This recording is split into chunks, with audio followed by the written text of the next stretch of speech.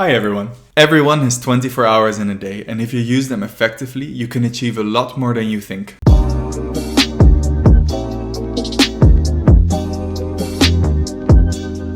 Hi everyone.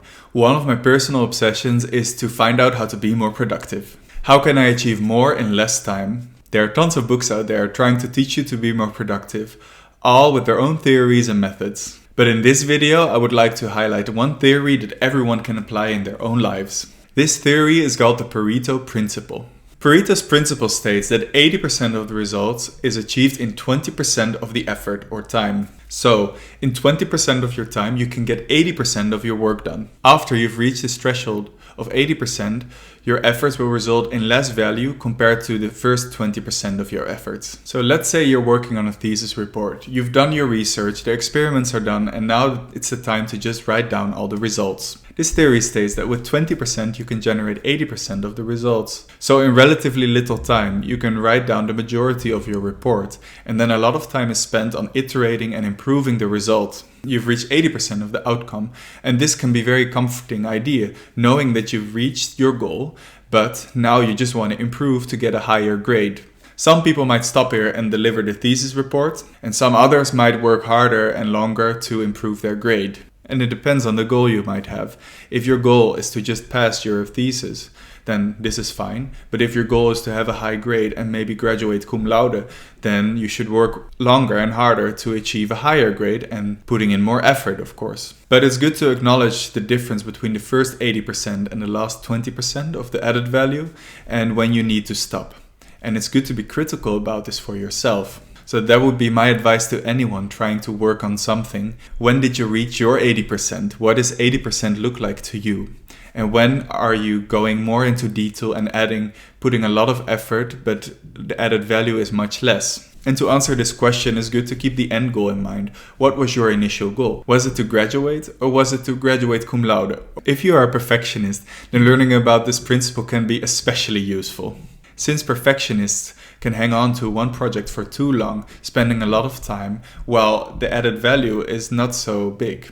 They might waste a lot of time comparing it to the end goal they had in mind. Share these videos with perfectionists you know. It might be useful for them to learn about the Pareto Principle. If your goal is to explain a new theory to someone, let's say the Pareto Principle, you have several options to take. Let's say it's a YouTube video or a full-length movie. If you can explain this principle in one YouTube video, then why should you make a whole movie? But if you want to go in depth on several examples and effects and causes of this whole theory, then maybe a full-length movie might be more suitable. It all depends on your goal. Always be critical of what your goal is and try to keep that in mind when you're working on that topic.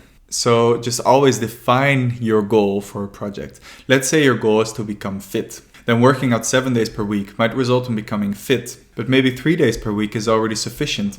If your goal is to go to the gym every day, then go for it every day. But if your goal is to become fit, it's good to understand how much effort you need to put in to become fit. So how does this help you to be more productive? It can help you understand whether it's a good idea to move on to a next project or that you should still add more value to the current project you're working on. To give you some examples of how you can use the Pareto Principle in your daily life, automating your savings will cost you 5 minutes, and you just log into your banking app and you press a few buttons and then you can automatically save each month. This will help you get a lot of savings in the long run, and all you did was log on and press some buttons. Another way to have positive impact on your finances with relatively little effort is to take out cash for the week or the full month and use that cash to buy all your groceries and other daily expenses. In this way, you will not spend more than what you budgeted for, and all you did was just going to an ATM and withdraw some cash. You could also use the Pareto Principle to improve your health. Find a 10-minute yoga or workout video on YouTube